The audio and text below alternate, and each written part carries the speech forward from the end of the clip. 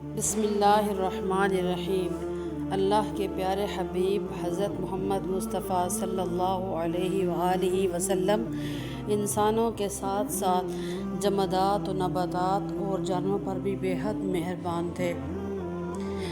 حضرت انس بن مالک نے یہ مبارک واقعہ یوں بیان کیا ہے کہ ایک مرتبہ آپ صلی اللہ علیہ وآلہ وسلم ایک صحرا کے پاس سے گزرے۔ وہاں پر آپ نے ایک ہرنی کو دیکھا جو بانس کے ساتھ بندھی ہوئی تھی۔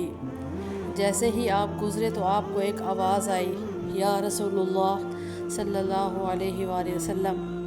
آپ صلی اللہ علیہ وآلہ وسلم نے مڑ کے دیکھا تو ہرنی نے آپ کو پکارا تھا۔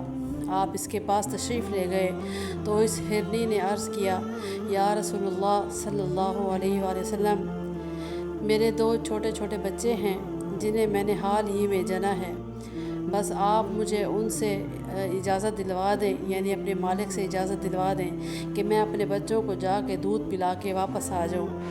آپ صلی اللہ علیہ وسلم نے اس کے مالک کو دریافت کیا اور اس سے اجازت چاہی تو اس کے مالک نے کہا، یا رسول اللہ صلی اللہ علیہ وآلہ وسلم، اگر یہ ہرنی بچوں کو دودھ پلانے کے بعد واپس نہ آئی تو کیا ہوگا؟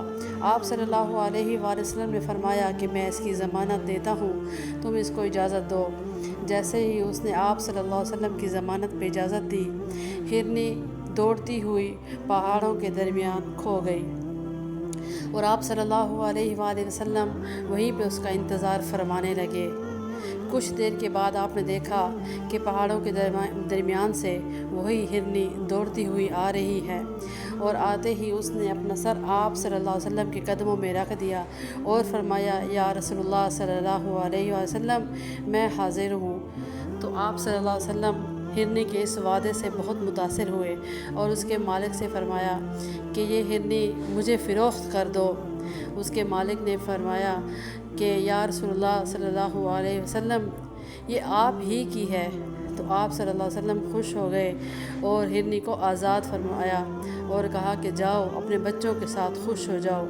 ہرنی نے جاتے ہوئے آپ کا شکریہ ادا کیا اور کہنے لگی، اشہد ان لا الہ الا اللہ و اشہد ان محمدا عبدہ و رسولہ۔